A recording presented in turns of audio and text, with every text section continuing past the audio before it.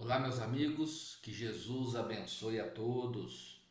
Nós estamos no canal Palavra Amiga Espírita e eu sou o Rogério. Vamos dar continuidade, então, às breves reflexões que estamos fazendo lá do livro Céu e o Inferno ou Justiça Divina. Nós estamos no capítulo 4, O Inferno. No encontro anterior, falamos a respeito da intuição que todos nós carregamos devido às nossas vivências passadas, né? A respeito das consequências dos nossos atos, que muitas religiões citam como penas futuras diante dos equívocos que nós carregamos, né? Então isso faz parte da consciência que nós carregamos, da inconsciência que nós temos, trazemos das vivências passadas. Vamos falar alguma coisa em relação a esse próximo tema, o inferno cristão imitado do inferno pagão. É interessante porque Kardec consta aqui nessa introdução e ele traz conceitos das ideias do inferno pagão, que o paganismo sustentava, e como nós aqui, né, a humanidade na sequência, os cristãos absorveram conceitos daquilo que os pagãos consideravam como inferno. Então é interessante porque o politeísmo veio antes do monoteísmo. Então os pagãos também eram aqueles que cultuavam vários deuses. E eles tinham na sua crença, na sua religiosidade, a ideia que os deuses, os santos e os homens divinizados ocupavam o que eles chamavam de Monte Olimpo ou Olimpo. Era a ideia que eles tinham. Aí, de maneira equivalente, os cristãos trouxeram a ideia de céu também, morada dos eleitos, dos bons e assim por diante. Olha que interessante, né?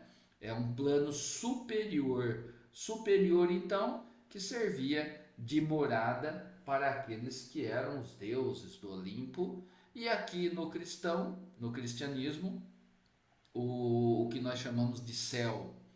Por outro lado, os pagãos também tinham uma ideia do ambiente de tortura eterna, de sofrimento eterno, que eles chamavam de Tártaro. Olha só, Tártaro nos remete ao fogo, à queima, e era esse ambiente também que eles tinham.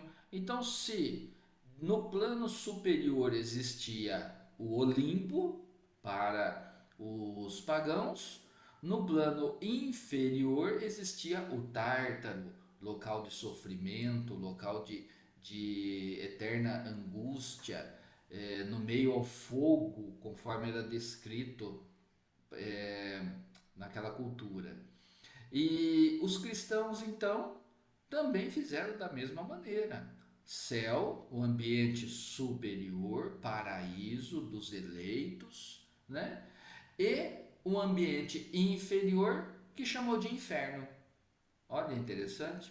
E também é onde os pecadores, os equivocados, é, são destinados para esse ambiente, o inferno, onde permanecerão em sofrimento eterno pelos erros que cometeram na sua existência. Interessante, né? E Kardec traz para a gente nessa introdução essa pequena reflexão. E nós vemos que toda essa consciência de um ambiente de luz, um ambiente é, de felicidade, assim como um ambiente de sofrimento, já existia na antiguidade entre os pagãos, e depois os cristãos trouxeram esses mesmos elementos na sua religiosidade, fazendo as adaptações. Então, Kardec nos faz nos instiga a fazermos essa reflexão. E é interessante porque na antiguidade não se tinha consciência a respeito do do universo, a respeito do espaço, não se tinha consciência a respeito das inumeráveis mundos, galáxias e assim por diante. Então, no início, o entendimento era apenas do nosso mundo, né?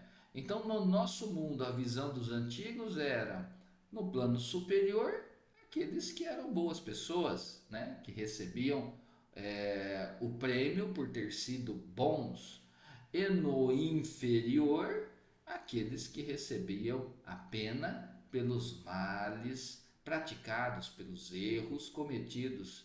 Então, nós temos aqui o Olimpo, que é o plano superior dos pagãos, o Tártaro, que é o plano inferior e do sofrimento eterno dos pagãos, e depois o paraíso, o céu, nessa alusão, né? Tirando ali os elementos do paganismo, trazendo aqui para o cristianismo, como sendo o céu esse local de recompensas por ter sido uma boa pessoa, e o inferno nas profundezas, embaixo, porque se o bom é em cima, naturalmente o ruim é embaixo, né? Olha que interessante esse tipo de reflexão.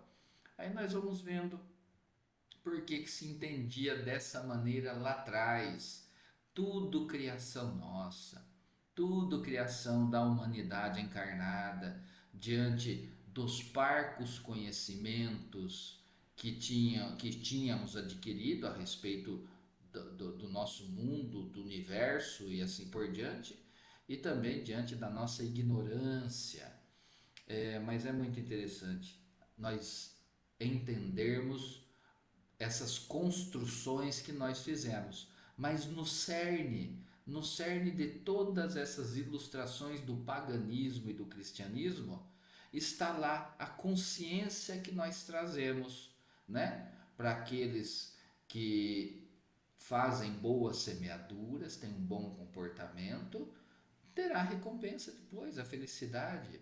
Enquanto que aqueles que semeiam somente o mal e a dor e o sofrimento ao seu próximo, terá como consequência a responsabilidade do mal que foi feito e assim colherá dor e sofrimento. Então está ali, né? Isso nós aprendemos no Espiritismo. É justamente essas são as lições, o cerne desses ensinamentos que nós aprendemos e do que a nossa consciência traz, porque já vivemos muitas vezes, muitas experiências reencarnatórias, retornando ao plano espiritual. Então, o nosso inconsciente traz essa realidade espiritual. Ora, para quem faz boas semeaduras, terá uma boa colheita. Para aqueles que semeiam coisas ruins, naturalmente a semeadura será a colheita será de dor e sofrimento. Então esse é um pequeno resumo que nós falamos aqui. Mas é interessante nós sabermos e vermos que o cristianismo absorveu e trouxe esses dois elementos, né? De céu e de inferno, que ele disse que ele adaptou com os nomes de céu e o nome de inferno, mas já era conhecido lá dos povos da antiguidade, dos pagãos.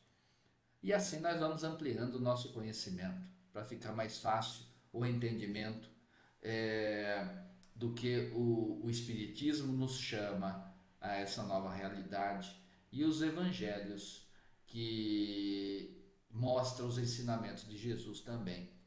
Nós vamos entendendo de uma maneira mais racional. É o que o Espiritismo chama de fé raciocinada. Muito interessante, isso nos traz bastante equilíbrio em nossa jornada. Então, meus irmãos, o nosso encontro hoje é esse, rapidinho, que a gente possa ter em mente essas reflexões, né? Dessas transformação, dessas ideias que existem hoje, vigoram hoje, mas que foram trazidas, que já existiam lá atrás, fruto da ignorância, fruto da falta de conhecimento que a humanidade detinha naquela ocasião. Então vamos em frente. Até o nosso próximo encontro. Forte abraço!